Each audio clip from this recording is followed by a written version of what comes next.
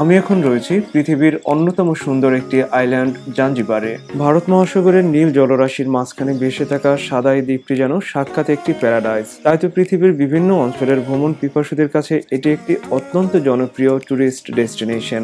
East আফ্রিকার এই দেশটিতে বাংলাদেশ থেকে ভ্রমণ করা খুব একটা সহজ নয় বিদায় এখানে বাংলাদেশ থেকে ট্যুরিস্ট আসে না বললেই চলে। তারপর আমি এই চ্যালেঞ্জিং জার্নিটা বেছে নিয়েছিলাম এবং আলহামদুলিল্লাহ শেষ পর্যন্ত সফল হয়েছিলাম। 10 দিনের একটি শর্ট ট্রিপে তানজানিয়া ভ্রমণের সেই সুন্দর মুহূর্তগুলোই আমি আপনাদের সাথে ব্লগ আকারে শেয়ার করব এবং আমার বিশ্বাস আমার মতো আপনাদেরও তানজানিয়া ভ্রমণের এই ব্লগগুলি দেখার পরে আফ্রিকা সম্পর্কে নর্মাল যে আমরা ধারণা পোষণ করে থাকি সেই ধারণা চেঞ্জ হয়ে যাবে। সো ভিউয়ার্স, আপনাদেরকে আরো একবার আমন্ত্রণ আমার তানজানিয়া ট্রাভেল সিরিজের ব্লগ 2 দেখার জন্য। আমি রয়েছি এখন নুনগি সি বিচে। কেউ আবার ভালোবেসে এটাকে সৌন্দর্যের জন্য নুনগি প্যারাডাইস বলেন। নুনগি হচ্ছে জাঞ্জিবার দ্বীপের একদম উত্তর প্রান্তের শেষ বিন্দু। আমি উত্তর প্রান্ত থেকে সি বিচ হয়ে এখন দ্বীপের পশ্চিম দিকটা যাচ্ছি। যাওয়ার পথে অনেকগুলি সুন্দর সুন্দর হোটেল এবং রিসোর্ট পড়বে। এমনই একটি রিসোর্টের সামনে এভাবে রাখা ছিল মাসাই ভাস্কর্য, যেটা হচ্ছে কাঠের তৈরি, যেখানে মাসাই মামা, বাবা এবং ছোট দুটো বাচ্চা আছে। মাসাই উপজাতি কেনিয়া এবং তানজানিয়ার বিস্তৃত একটি অঞ্চল জুড়ে বসবাস করে। পরবর্তীতে আমি যখন মাউন্টেন কিলিমানজারোর পাশের শহর আরুসায় ঘুরতে যাব তখন আপনাদেরকে মাসাই পল্লীতে নিয়ে যাব এবং চমৎকার এক্সপিরিয়েন্সগুলি শেয়ার করব।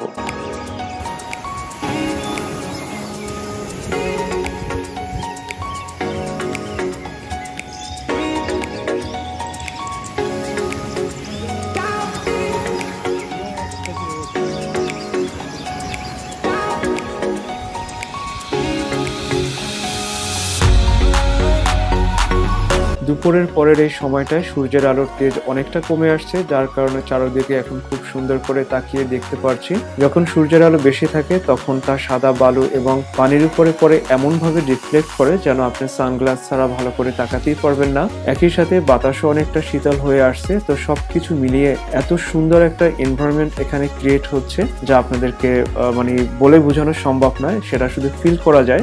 ভিউয়ার্স, অসাধারণ একটা মুহূর্ত কাটাচ্ছি আমি এখন এখানে।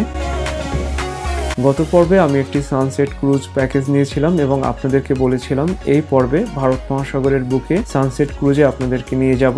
যারা প্রথম পর্বটি দেখেননি দেখে নিতে পারেন। আমার যে ট্যুরিস্ট গাইড ছিলেন উনি আমাকে একটা সময় এবং জায়গা সিলেক্ট করে দিয়েছিলেন ওনার সাথে মিট করার জন্য। তো আমি হোটেলে ফিরে ফ্রেশ হয়ে লাঞ্চ করে 30 মিনিটের একটা ব্রেক নেই। এরপরে ট্যুরিস্ট গাইডের কাছে আমি এসে দেখা করি আর উনি এখন আমাকে পশ্চিম দিকের বিচের একটা জায়গায় নিয়ে যাচ্ছে যেখানে অন্যান্য ট্যুরিস্টরা এসেও একা হবে। তো ওখান থেকে আমরা সবাই মিলে নির্ধারিত সময় সানসেট ক্রুজ শুরু করব।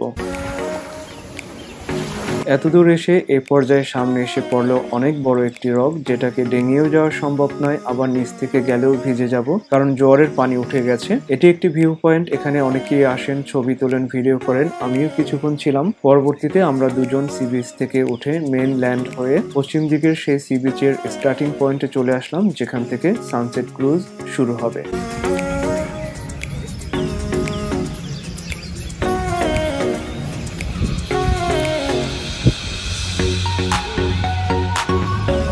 সামনে হচ্ছে মামা মিয়া রেস্টুরেন্ট এবং এনরাই হচ্ছে আজকের এই সানসেট ক্রুজের অর্গানাইজার। এখান থেকে সানসেট ক্রুজ শুরু হয়ে আবার এখানেই এসে আমাদেরকে শেষে নামিয়ে দেবেন। যে সকল ট্যুরিস্ট সানসেট ক্রুজে অংশগ্রহণ করবেন তারা এখানে এসে আস্তে আস্তে জড়ো হচ্ছেন। হাতে এখনো কিছু সময় রয়েছে, তাই আমি চারদিকটি একটু ঘুরে দেখছি। সকালে নুনগি সি বিচ এরিয়ায় ঘুরে বেড়ালেও এখানটায় আসা হয়নি।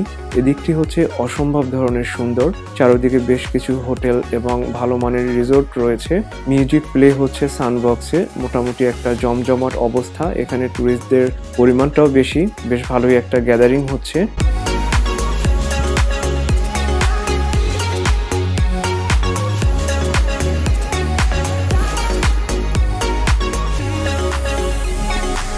বোটগুলি ওয়েট করছিল আমাদের জন্য আর কিছুক্ষণ পর এতে করে আমরা সানসেট ক্রুজে যাব। হলিউডের খুবই জনপ্রিয় এবং আমারও অনেক পছন্দের একটি মুভি মামা মিয়া নামের এখানের এই ইটালিয়ান রেস্টুরেন্টটি খুবই জনপ্রিয় এর মজাদার খাবারের জন্য। এখানে পেয়ে যাবেন ইটালিয়ান, মেডিটেরিয়ান এবং সেই সাথে জাঞ্জিবারের বিখ্যাত সব সি ফুড তো রয়েছেই। Italian knowledge and freshness of local product এখানের খাবারের স্বাদে ভিন্নতা এনেছে। এমন সুন্দর একটি লোকেশনে এরকম একটা রেস্টুরেন্ট যেহেতু পেয়ে গেছি, কিছু তো একটা খেতে হয়। আমি বেছে নিয়েছিলাম জেলাতো ইতালিয়ানো অর্থাৎ ইতালিয়ান আইসক্রিম, যা ছিল অনেক মজাদার।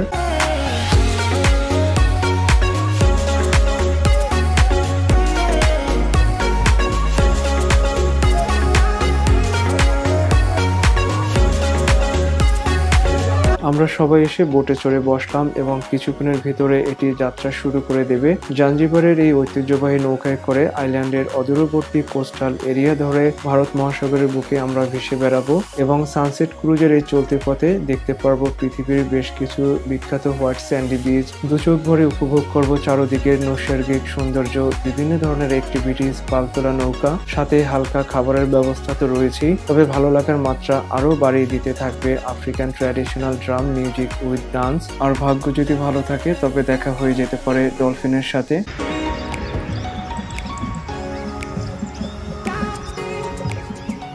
এখানে ট্যুরিস্টদের ভিতরের বেশিরভাগই ছিল পশ্চিমা শ্বেতাঙ্গ, এরপরে কিছু অ্যারাবিক, ফিলিপিনো, তানজানিয়ান লোকাল এবং এর আশেপাশের অন্যান্য আফ্রিকান কান্ট্রির কিছু ট্যুরিস্ট ছিল। তবে আমি ছিলাম একমাত্র বাংলাদেশি, তাও আবার সলো ট্রাভেলার। প্রথমে আমি চুপচাপ বসেছিলাম এবং ভাবছিলাম বোটের ছাদের উপরে যাব, কিন্তু এখানে ওঠা অ্যালাউ কিনা কিংবা বসাটাও সেফ হবে কিনা আমি বুঝতে পারছিলাম না। তো একটা সময় দেখলাম ফিলিপিনো ওই গ্রুপটা উঠে আসলো, তো ওদের ফলো করে আমি, আমার পরে আরো কয়েকজন ট্যুরিস্ট চলে আসলো। তো এখন বোটে মোট দুটো গ্রুপ তৈরি হয়েছে, একটা নিচে আর একটা উপরে। আমরা যারা উপরে ছিলাম অল্প সময়ের ভিতরে নিজেদের ভিতরে পরিচিত হয়ে চমৎকার একটি ফ্রেন্ডলি আড্ডা জমিয়ে দিলাম। কিছুক্ষণ পরেই শুরু হয়ে গেল আফ্রিকান সেই ট্র্যাডিশনাল ড্রাম মিউজিক, সাথে সোহালি ভাষায় গান গাচ্ছিল।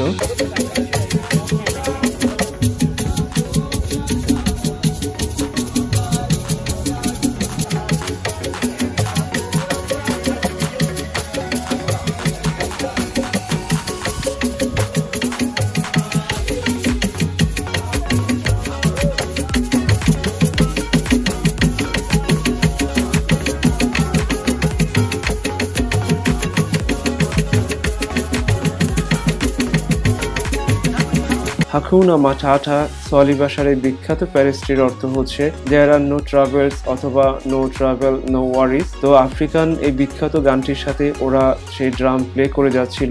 আপনারা হয়তো একটা ব্যাপার খেয়াল করছেন, আমরা যতই সামনের দিকে এগোচ্ছি বালুর সাদার পরিমাণ ততটা বেশি, এতটাই সাদা মনে হচ্ছে সমুদ্রের তলে নিচে হয়তো টাইস করে দিয়েছে সুইমিং পুলের মতন। তো এতটাই স্বচ্ছ পানি যে একটা মাছ চলে গেলে সেটাও আমরা উপর থেকে দেখতে পাচ্ছি। আমরা যতই সামনের দিকে এগোচ্ছি নতুন নতুন হোয়াইট স্যান্ডি বিচগুলি আমাদের সামনে চলে আসছে এবং সেই সি বিচগুলিকে কেন্দ্র করে গড়ে ওঠা বিভিন্ন ধরনের লাক্সারিয়াস হোটেল, রিসোর্ট, ভিলা। এদিকটা অনেকটা লাক্সারিয়াস এবং এক্সপেন্সিভ, আপনারা চাইলে এখানটায় থাকতে পারেন। নর্মালি টুরিস্টরা এই দ্বীপে আসার পরে একটা জায়গায় উঠে একদিনের একটা ডে ট্যুরে অন্যান্য সি বিচগুলিও কাভার করে। তো আমারও সেটা ইচ্ছা ছিল, কিন্তু এখন আমি এই সানসেট ক্রুজে আসার পরে অনেকগুলি সি বিচ এখান থেকে দেখে নিচ্ছি। তো ব্যাপারটা অনেকটা এক ঢিলে দু পাখি মারার মতন। এমনটাও বলা হয়ে থাকে যে পৃথিবীর অন্যতম সেরা হোয়াইট স্যান্ডি বিচ এই জাঞ্জিবারে। এটা আসলেই সত্যি, আপনারা এখানে আসলে দেখতে পারবেন।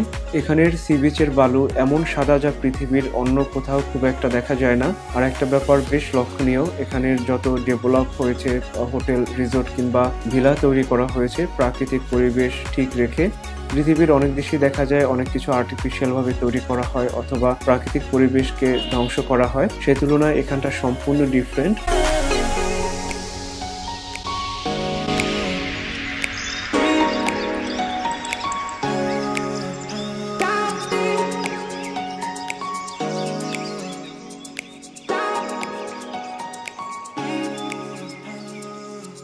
চলার পথে বিভিন্ন পয়েন্ট থেকে টুরিস্ট পিক করা হচ্ছে, ওনারাও আমাদের সাথে সানসেট ক্রুজে থাকবে। ব্যাপারটা আমার কাছে অনেক মজার লাগছে, অনেকটা আমাদের দেশের লোকাল লঞ্চের মতো, যে বিভিন্ন ঘাটে থেমে যাত্রী উঠানো হচ্ছে টুরিস্ট নেওয়ার জন্য। যখন ওনারা সি বিচের কাছে আসে তখন আমরাও সেই সি বিচগুলি খুব ভালো করে কাছ থেকে দেখতে পারি। তাছাড়া যখন কোনো সুন্দর ভিউ দেখতে পাওয়া যায় ওনারা বোটটা একটু স্লো করে দেন যেন আমরা ভালো করে দেখতে পারি, ছবি তুলতে পারি। ব্যাপারটা আমার কাছে অনেক মজার লেগেছে।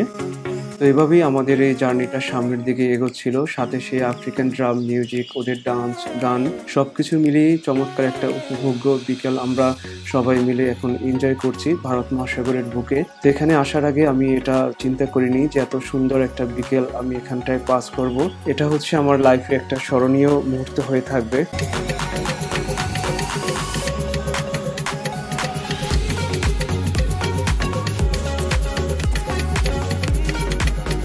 বাংলাদেশ থেকে এত দূরের এই সুন্দর দেশটিতে ঘুরতে আসছি, এ সম্পর্কে কিছু ইনফরমেশন আপনাদের সাথে শেয়ার করা উচিত। ইস্ট আফ্রিকার এই দেশটির ফুল নেম হচ্ছে ইউনাইটেড রিপাবলিক অফ তানজানিয়া। এই দেশটির চারদিকে ঘিরে রয়েছে, অর্থাৎ বর্ডার রয়েছে Uganda, Kenya, Mozambique, Malay, Zambia, Rwanda, Burundi, Congo এবং ইস্টে রয়েছে ভারত মহাসাগর। আফ্রিকার highest mountain peak mountain Kilimanjaro এখানেই অবস্থিত, অর্থাৎ তানজানিয়াতে আসলে চাঁদের পাহাড়ের সাথেও দেখা হয়ে যাবে।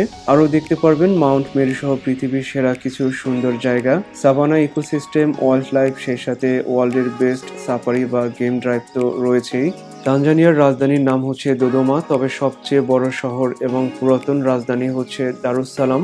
9,47,303 বর্গ কিলোমিটার আয়তনের বড় এই দেশটির প্রতি বর্গ কিলোমিটারে বসবাস করে মাত্র 77 জন মানুষ।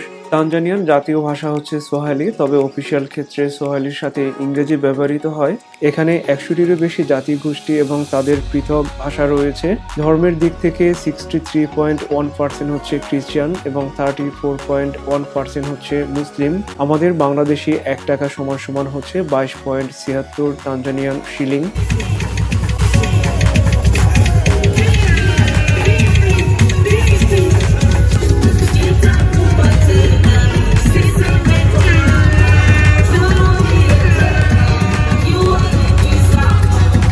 ফিলিপিন, শুধু এতটুকুই বুঝতে পারছিলাম, বাকিটা আর বোঝা যাচ্ছিল না। ব্যাপারটা হচ্ছে ওই বোটে করে একদল ফিলিপিনো নিচে গিয়ে আনন্দ করতে করতে আমাদের কাছ থেকে যাচ্ছিল। তো ওদের দেখে আমার বোটে যে অন্য 4 জন ফিলিপিনো ছিল, ওরাও আবার রিপ্লে ডান্স দিচ্ছিল। তো ওদের ভিতরে বেশ ভালোই জমে উঠছে। শুধু ওরা নয়, প্রত্যেকটা বোর্ডের টুরিস্টই চরম পর্যায়ের মজা করছিল এবং একটি বোট যখন অন্য একটা বোটের পাশ দিয়ে যাচ্ছিল তখন হই হুল্লা এবং নাচের পরিমাণ যেন আরো বেড়ে যাচ্ছে। ব্যাপারটা এমন যে কে কত মজা করতে পারে। তো যাই হোক, এভাবেই আমাদের বোটটি সামনের দিকে এগিয়ে চলছিল। আমার হোটেল ছিল নুনগি সি বিচ এরিয়া, যেটা হচ্ছে জাঞ্জিবার দ্বীপের উত্তর প্রান্তের একদম শেষ বিন্দু। প্রথমে আমি সেই উত্তর প্রান্ত থেকে চলে আসলাম পশ্চিম পাশের সি বিচে। সেখানের মামা মিয়া রেস্টুরেন্টের সামনে থেকে আমাদের এই সানসেট ক্রুজ শুরু হলো। বর্তমানে বোটটি পশ্চিম উপকূল ধরে জাঞ্জিবারের উত্তর থেকে দক্ষিণের দিকে যাচ্ছে। এখন যে এরিয়াটায় আমরা রয়েছি এর নাম হচ্ছে কেন্ডোয়া, যা হচ্ছে জাঞ্জিবারের অন্যতম সুন্দর একটি সি বিচ এরিয়া। আর চলতি পথে এরকম সুন্দর সুন্দর অনেকগুলি সি বিচ আমরা দেখতে পেয়েছি।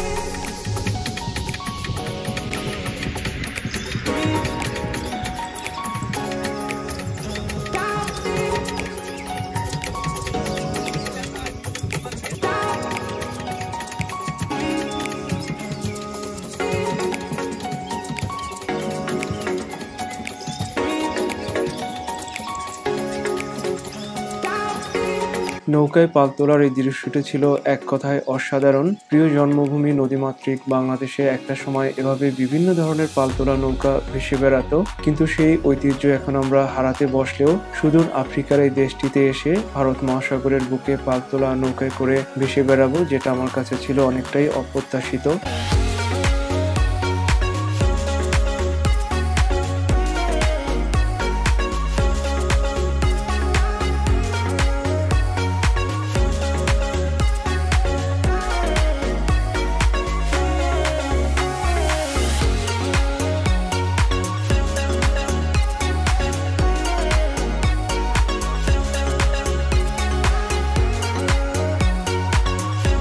আকাশে মেঘ থাকার কারণে সানসেট ভালো করে দেখা যায়নি, তবে এটা নিয়ে কারোরই কোনো আফসোস নেই, কারণ এত সুন্দর একটা সময় কাটিয়েছি এখানে, এটাই স্মরণীয় হয়ে থাকবে। একটা সময় চারদিকে আস্তে আস্তে অন্ধকার হয়ে আসছিল, আর বোটটিও ঘুরিয়ে আমরা যেখান থেকে যাত্রা শুরু করেছিলাম আবার সেই দিকটা যাচ্ছিল, এবং এই ফিরতি পথে টুরিস্টরা যেখান থেকে উঠেছিলেন তাদের সেই সব জায়গায় আবার নামিয়ে দেওয়া হবে। আমি বিস্মিত হচ্ছি এদের স্টামিনা দেখে। সেই শুরু থেকে অ্যাটলিস্ট 3 ঘন্টা তো হবে, কেউ নেচে যাচ্ছে, কেউ ড্রাম বাজাচ্ছে, কেউ গান গাচ্ছে, কোনো ক্লান্তি নেই। ডলফিনের দেখা না পেলেও বিচের স্বচ্ছ নীলাভ জলে দেখেছিলাম তারার মেলা, অর্থাৎ প্রচুর পরিমাণে স্টারফিশ ছিল এখানটায়।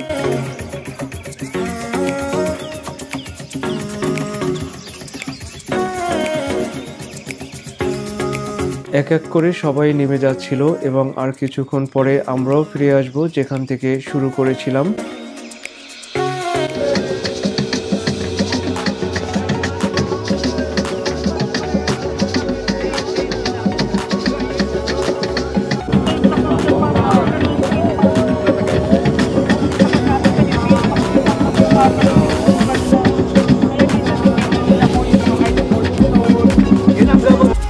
সানসেট ক্রুজ শেষ হলেও ব্লগ কিন্তু এখনো শেষ হয়নি, দেখানোর বাকি রয়ে গেছে আরো অনেক কিছু।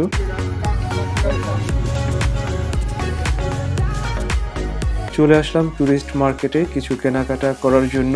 এখানে তানজানিয়া তথা আফ্রিকান বিভিন্ন ধরনের ঐতিহ্যবাহী সুভিনিয়ার পেয়ে যাবেন। এটি হচ্ছে এবনি উড, গাছের ভিতরের সার অংশটা মনে হচ্ছে কালো কোনো পাথরে কনভার্ট হয়ে গেছে। এটি খুবই শক্ত এবং অনেক ভারী, যার কারণে পানিতে ডুবে যায়। এই অংশ দিয়ে তৈরি বিভিন্ন ধরনের সুভিনিয়ার অনেক এক্সপেন্সিভ। কখনো কখনো এই এবনি উডকে বলা হয় $1 মিলিয়ন উড।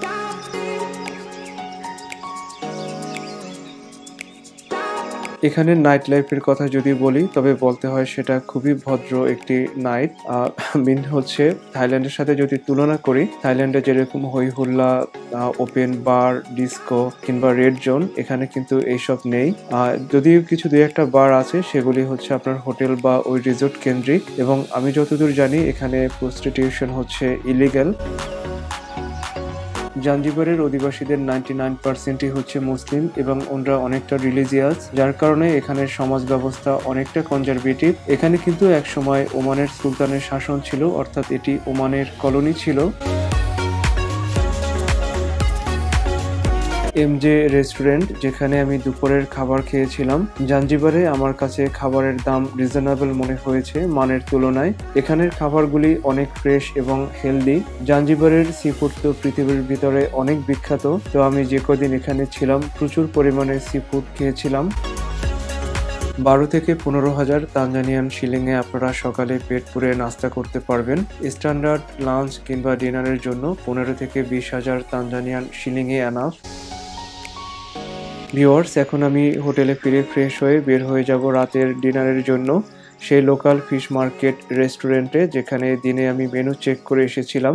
অসাধারণ সুন্দর একটি লোকেশনে সেই রেস্টুরেন্ট। ভারত মহাসাগরের সৈকতে ক্যান্ডেল লাইট ডিনার, সেই সাথে ঢেউয়ের শব্দ যেন সফট মিউজিকের মতো কাজ করছে। আমি বেশ কয়েকটা সি ফুড টেস্ট করেছিলাম, যার স্বাদ ছিল এক কথায় অসাধারণ।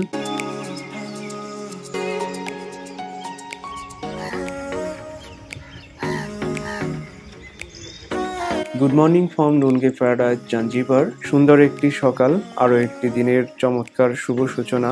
আলহামদুলিল্লাহ এত ভালো সময়ের জন্য।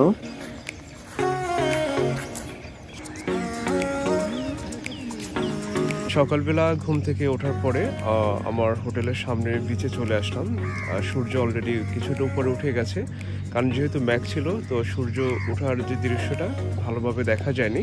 তো কালকে সন্ধ্যায় আমি সূর্য ডোবার দৃশ্য দেখার জন্য যে বোট ক্রুজ ওখানটায় ছিলাম, আপনাদের সাথে শেয়ার করেছি। তো আজকে হচ্ছে সূর্যোদয় দেখার জন্য বিচের এই দিকটা আসলাম। তার মানে হচ্ছে আপনি জাঞ্জিবার থেকে সূর্য ওঠা এবং সূর্য ডোবার দৃশ্য দুটোটাই আপনি এখান থেকে সুন্দরভাবে দেখতে পারবেন আর কি। খুবই সুন্দর সকালবেলা। এখন হচ্ছে একদম খুবই কম মানুষ বিচে, কিছু লোকাল আছে যাদের কিছু দৈনন্দিন কাজকর্ম এখানে করছেন আর কি। তো চলুন আমরা এখন সামনের দিকে আগানো যাক। খুবই ফ্রেশ ওয়েদার চারদিকে। কেউ হয়তো হেঁটে যাচ্ছে, কেউ জগিং করছে, কেউ হর্স রাইড করছে। অনেককেই আবার দেখলাম এখানের সি বিচে পাওয়া যায় অনেক সুন্দর সুন্দর শামুক, ঝিনুক, সেগুলি কালেক্ট করতে। অনেক রোমান্টিক কাপলকে দেখলাম সমুদ্রের ভিতরে সূর্য বরাবর অনেক দূর হেঁটে যাচ্ছে দুজনে হাত ধরে, সেগুলি আবার ক্যামেরায় স্মৃতি হিসেবে বন্দি করা হচ্ছে। কিছু লোকালদের দেখলাম হাঁটু সমান পানির ভিতরে যে কিছু একটা সংগ্রহ করার চেষ্টা করছে, সেটা কি মাছ ধরছে না শামুক ঝিনুক কালেক্ট করছে ঠিক বোঝা যাচ্ছিল না। চারদিক এতটা সুন্দর, এতটা নির্মল, মনে হবে যেন সবকিছু অনেক দিন বন্ধ থাকার পরে আবার নতুন করে শুরু হয়েছে। আমার হোটেলের খুবই কাছে লোকালদের একটি এরিয়া আছে, আমি এখন ওখানটায় ঘুরতে যাব আর আপনাদেরও সাথে নিয়ে যাব দেখানোর জন্য। কোনো একটা দেশে বেড়াতে গেলে শুধু ওই দেশের সুন্দর জায়গাগুলি আমার লিস্টে থাকে না, উপরন্তু আমি চেষ্টা করেছি লোকালদের সাথে পরিচিত হয়ে তাদের জীবনযাত্রা খুবই কাছ থেকে দেখতে। এমনও অনেকবার হয়েছে যে কোনো প্রয়োজন ছিল না, তারপরও আমি সময় নিয়ে কষ্ট করে লোকাল ট্রান্সপোর্টে ট্রাভেল করেছি শুধুমাত্র লোকালদের পাশে বসে পরিচিত হয়ে তাদেরই মুখ থেকে গল্পের মাঝে তাদের সম্পর্কে জানতে এবং সেই সাথে নিজের দেশ সম্পর্কেও অনেক গল্প শুনিয়ে এসেছি। ছোটবেলা থেকেই আমার ভিতরে একটা ফ্যাসিনেশন কাজ করত পৃথিবীর বিভিন্ন দেশ, জাতি এবং তাদের কালচার সম্পর্কে জানা, আর সেই আকর্ষণই হয়তো আমাকে এত দূর নিয়ে আসছে।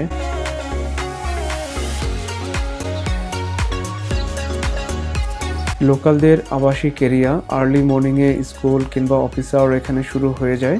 তো আপনারা একটা ব্যাপার খেয়াল করেন, এখানে রোডঘাট কিংবা বাড়িঘর খুবই পরিষ্কার পরিচ্ছন্ন, কোনো ময়লা আবর্জনা ছড়ানো ছিটানো বা স্তূপ আকারে রাখা নেই। আপনারা দেখেই বুঝতে পারছেন যে এটা কোনো এলিট সম্প্রদায়ের আবাসিক এরিয়া নয়। এই দ্বীপের একদম প্রান্তিক খেটে খাওয়া জনগোষ্ঠী যারা মাছ শিকার করছে, কেউ হয়তো ছোটখাটো কোনো দোকান দিয়ে বিজনেস করছে, কেউ কোনো ছোট চাকরি করছে, তারাই এখানটায় বসবাস করছে। বাড়ির ভিতর খুবই পরিষ্কার পরিচ্ছন্ন।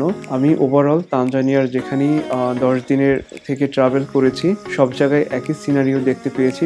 পরিবেশের ক্ষতি হয় এমন কিছু আমি করতে দেখিনি, গাছপালা উজাড় করতে দেখিনি, বনভূমি ধ্বংস করার দৃশ্য আমার চোখে পড়েনি, পাহাড় কাটার কোনো দৃশ্য আমার চোখে পড়েনি। আমি এখানে অনেক বয়স্ক এবং জায়ান্ট সাইজের গাছপালা দেখতে পেয়েছি।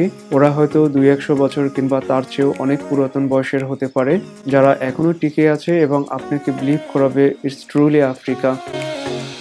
আমি বলতে বাধ্য হচ্ছি যে ওই গাছপালাগুলির ভাগ্য ভালো ওরা বাংলাদেশে জন্মায়নি, তবে আপনি তো দূরের কথা, আমাদের আগের জেনারেশন ওদের দেখতে পেত না। কোনো একটা কজ দেখে ওদের কেটে ফেলা হতো, জায়গা পেত কোনো এক নির্লজ্জ পলিটিক্যাল লিডার কিংবা প্রভাবশালী অথবা সরকারি অফিসারের বাসায়।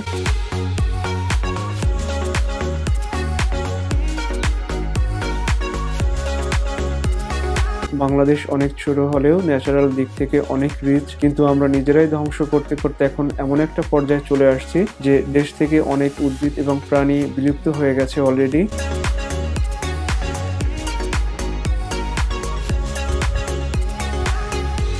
এই যেন আমাদেরই গ্রাম বাংলার কোনো গৃহস্থের বাড়িঘর, টিনশেড বিল্ডিং, নারিকেল গাছ, সামনে খোলা উঠান। এখানের বাড়িঘরগুলিতে মানুষজন একদমই কম। এর কারণ হচ্ছে যারা কর্মজীবী স্টুডেন্ট এরা খুবই সকালে বাসা থেকে বেরিয়ে পড়েছে। অনলি কিছু সিনিয়র সিটিজেন এবং ছোট বাচ্চাদের উঠোনে খেলা করতে দেখেছিলাম। সামনে হচ্ছে মেইন রোড, যা জাঞ্জিবার সিটি থেকে এসে একদম এই দ্বীপের উত্তর প্রান্তের শেষ বিন্দু নুনগি সি বিচে চলে গেছে। আমার হোটেলের মাথা দেখা যাচ্ছে ওইদিকে, তার পিছনে সমুদ্র। রাস্তার উপরে আরো কিছু লোকালদের বাড়িঘর। আমি এখন ওদিকটায় যাব না, বরঞ্চ একটু সামনে যেয়ে ওখানে একটা বাস স্ট্যান্ড আছে, আপনাদেরকে সেটাই দেখাবো।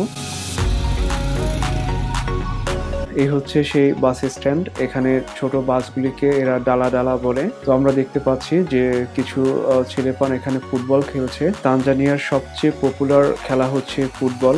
আমাদের দেশের মিনি বাস আকৃতির ছোট বাসগুলি এখান থেকে চলাচল করে, এগুলি হচ্ছে ওদের লোকাল ট্রান্সপোর্ট। আর একটু সামনেই হচ্ছে সেই টুরিস্ট মার্কেট যেখান থেকে আমি গত রাত্রে কেনাকাটা করেছিলাম।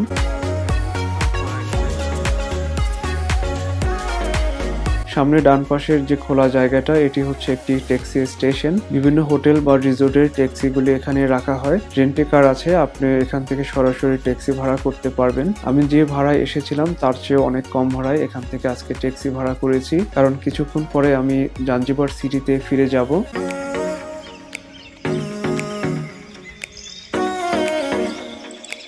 বারাকা বিচ রেস্টুরেন্ট এটি, সাথে এদের সুন্দর রিসোর্টও রয়েছে। তো আমার হোটেলে কমপ্লিমেন্টারি ব্রেকফাস্ট থাকার পরেও কেন আবার এখানে পয়সা খরচ করছি, এর কারণ হচ্ছে আমি কোথাও ঘুরতে গেলে একই রেস্টুরেন্টে বারবার না খেয়ে আমি রেস্টুরেন্ট চেঞ্জ করি ভেরিয়েশন আনার জন্য। এটি ছিল 15,000 তানজানিয়ান শিলিং এর বুফে ব্রেকফাস্ট। সবগুলি আইটেমে ছিল অনেক মজাদার, তবে আমি কিছু সিলেক্টেড আইটেম নিয়েছিলাম। তানজানিয়ার ফ্রুটস এর কথা না বললেই নয়, অনেক ফ্রেশ, আপনারা খেয়ে অনেক মজা পাবেন এবং এখানের জুস অনেক বিখ্যাত। তবে আম আমাদের দেশের মতন অতটা টেস্টি নয়। প্যাশন ফ্রুটস এর জুস কিংবা জেলি এখানে খুব চলে। সব শেষে নিয়েছিলাম তানজানিয়ান বিখ্যাত কফি। এখানে কফি অনেক বিখ্যাত এবং অনেক স্ট্রং এগুলি, এক কাপ খেলে মনে হয় শরীর চাঙ্গা হয়ে যায়।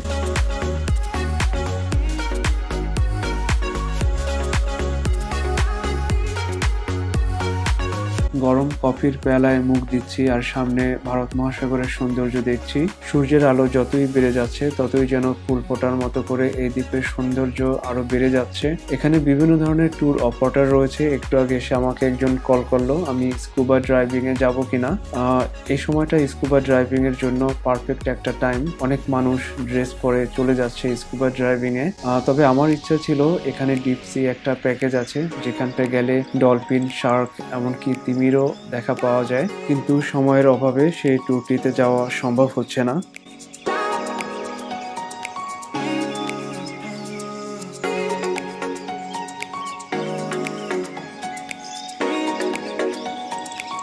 এখন আমি আমার সেই প্লাম ট্রি হোটেলে ব্যাক করে এখন ওখান থেকে চেক আউট হয়ে স্টোন টাউন অথবা ওল্ড টাউন জাঞ্জিবারের যেটা হার্ট পয়েন্ট ওখানটায় যাব। আমি যখন কোথাও ঘুরতে যাই নর্মালি আমি ওখানে খুঁজি যে আমার দেশের কেউ আছে কিনা, অ্যাটলিস্ট আমার পাশের কান্ট্রির যদি কেউ থাকে। তো অনেক সময় দেখা যায় বাংলাদেশি খুব একটা পাই না, ইন্ডিয়ানদের পাই।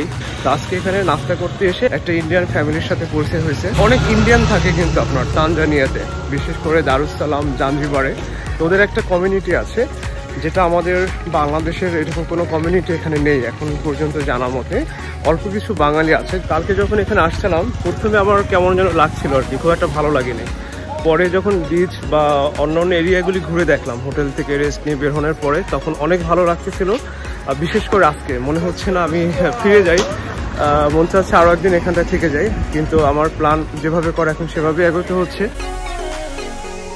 নাস্তা শেষ করে হোটেলে ফেরার পথে দেখলাম টুরিস্ট মার্কেট ওপেন হচ্ছে। তো আমি আবারও এখানে চলে আসলাম লাস্ট মোমেন্টে আরো কিছু কেনাকাটা করার জন্য। ফ্যামিলি, ফ্রেন্ডস এবং কলিগদের জন্য গিফট নিব। কোথাও বেড়াতে গেলে আমি চেষ্টা করি ওখান থেকে সুভিনিয়ার কালেক্ট করে বাসায় স্মৃতি হিসেবে রেখে দিতে, কারণ ফার্দার আমি ওই দেশে আবার কবে যাব বা আদৌ যাব কিনা সেটা শিওর না। কিন্তু অনেকদিন পরে যখন আমি এইগুলি দেখি কিংবা আমার ইউটিউব চ্যানেলের ভিডিও, তখন একটা ভালো লাগার মুহূর্ত তৈরি হয়। জাঞ্জিবার তথা তানজানিয়া শুধু মশলা শিল্পের জন্যই বিখ্যাত নয়, এখানের কফি এবং সুগন্ধি শিল্পের জন্যও অনেক বিখ্যাত। তো এখান থেকে কিছুটা কেনাকাটা করে বাকিটা রেখে দিলাম দারুসালামের জন্য, কারণ স্থানভেদে প্রোডাক্টের কোয়ালিটি এবং দামে কিছুটা ভেরিয়েশন থাকতে পারে। তাছাড়া আমি যেহেতু একজন বাজেট ট্রাভেলার, তো শুরুতেই এত কেনাকাটা করে পয়সা আটকে নিজেকে ঝুঁকিতে ফেলতে চাচ্ছিলাম না।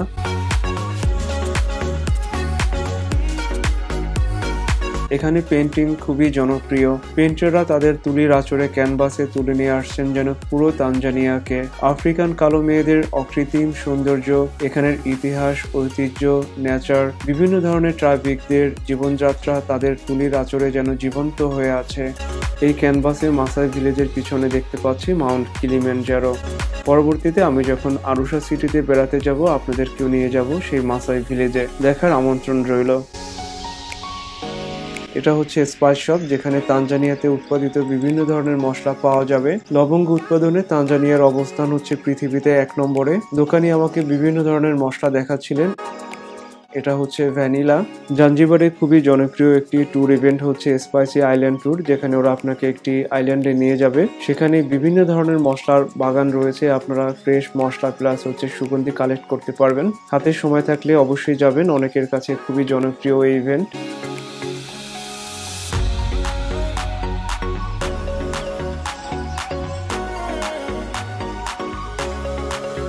তো আমার হোটেল থেকে এই যে শপগুলিতে আসতে কিছুটা পথ ঘুরে আসতে হয়।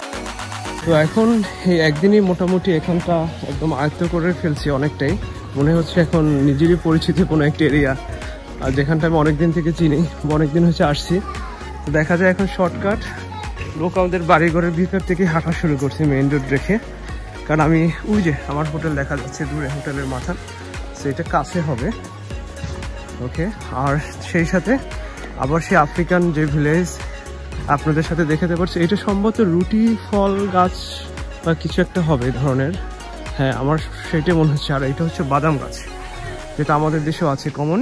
রুটি ফল হচ্ছে সুপারফুড। এই গাছটি তানজানিয়াতে খুবই অ্যাভেলেবেল। আমি রাস্তার দুধারে কিংবা বাসাবাড়ির ভিতরে দেখতে পেয়েছি। রুটি ফল থেকে প্রসেসিং এর মাধ্যমে পরবর্তীতে বিভিন্ন ধরনের খাবার তৈরি করা হয়। আফ্রিকার ক্ষুধার্ত দরিদ্র জনগোষ্ঠীর মাঝে এটি ক্ষুধা নিবারণ এবং পুষ্টি ঘাটতি পূরণে বিশেষ ভূমিকা রেখে আসছে। মেইন রোড, সো খুবই কম সময় আমি চলে আসলাম। আরো আগে বের করতে পারলে এত কষ্ট করে আমাকে হাঁটতে হতো। আর একটা কথা শেয়ার না করলেই নয়, আমরা নর্মালি কোথাও ঘুরতে গেলে অনেক সময় ইনসিকিউর ফিল করি, আর সেটা যদি আবার ওইরকম কোনো স্থান হয়, বিশেষ করে আফ্রিকায় আসার আগে আমাকে অনেকেই বলেছিল যে তুমি ওখানে একা যেও না। কিন্তু বিশ্বাস করেন, এখানে আমি অনেক টাকা পকেটে নিয়ে ঘুরে বেড়াইছি, অথবা মানে রাত বা সন্ধ্যা অড টাইম লোডশেডিং হয়, এখানে অন্ধকারের ভিতরে ঘুরে বেড়াইছি, কোনো ধরনের ভয় ফিল করিনি, কারণ এখানের মানুষজন এতটা ফ্রেন্ডলি এবং এতটা সহজ সরল। এদের জীবনযাত্রা, এদের আচার আচরণ, নর্মালি আফ্রিকান অথবা হচ্ছে কালোদের কথা মাথায় আসলেই একটা উগ্র মেজাজি অথবা মেরে ধরে সব কিছু নিয়ে যায়, এরকম একটা সিনারিও চোখে আসে অনেক সময়। কিন্তু টোটালি ডিফারেন্ট। আমার সে ধারণা একদম ভুল প্রমাণিত হয়েছে এখানে এসে আর কি। তো আমি জানি না কেনিয়া, উগান্ডা বা এইসব কান্ট্রির কী অবস্থা, বাট তানজানিয়া এসে এখানটায় আমার খুব ভালো লাগছে, খুবই ফ্রেন্ডলি, আর কোনো সিকিউরিটি নিয়ে কোনো কোশ্চেন নেই, এবং ওরা আপনাকে হেল্প করে। আবার কিছু দেশ বা কিছু জায়গায় দেখছি আপনি ট্যুর অপারেটর বা ড্রাইভার এরা ভাড়া নিয়ে অনেক প্রবলেম করে, আপনি একটা বলে উঠবেন, যাওয়ার পরে সেটা আর একটা হয়ে যাবে। কিন্তু এখানে এইটা একদমই হচ্ছে না, এরা ট্যুরিস্টদের খুবই হেল্প করে, খুবই ভালো এরা। তো আমি হচ্ছে এখন নাওয়াঙ্গি বিচ থেকে জাঞ্জিবার স্টোন টাউনের দিকে রওনা দিয়েছি। ফিরছে আগামী পর্বে UNESCO world heritage stone town জাঞ্জিবারে। ইতিহাস, ঐতিহ্য এবং সংস্কৃতির চমৎকার এক মেলবন্ধন জাঞ্জিবারের প্রাণকেন্দ্র জাঞ্জিবার সিটি, যার অলিতে গলিতে ছড়িয়ে আছে সৌন্দর্য আর রোমাঞ্চকর ইতিহাস। সেখানেই ঘুরে বেড়াবো আপনাদের নিয়ে। চ্যানেলটিকে সাবস্ক্রাইব করুন এবং বেল বাটনে প্রেস করে রাখুন নতুন ব্লগের নোটিফিকেশন পাওয়ার জন্য। অনেক বেশি ভালো থাকবেন। Happy travelling.